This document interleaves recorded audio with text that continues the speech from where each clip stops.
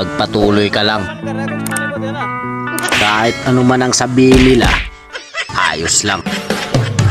Kung may mga taong nanguhusga sa'yo, hayaan mo lang sila. Dahil hindi mo naman obligasyon na ipaliwanag kung sino ka talaga. Kaya kapag alam mong tama naman ang ginagawa mo, lumaban ka lang kahit na mag-isa. Ipakita mo sa mga taong nagmaliit sa'yo na kaya mong tumayo nang hindi nakadepende sa iba.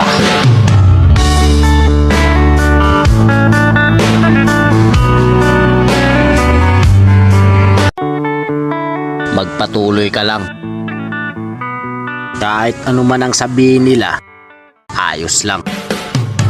Kung may mga taong nanguhusga sa'yo, hayaan mo lang sila. Dahil hindi mo naman obligasyon na ipaliwanag kung sino ka talaga. Kaya kapag alam mong tama naman ang ginagawa mo,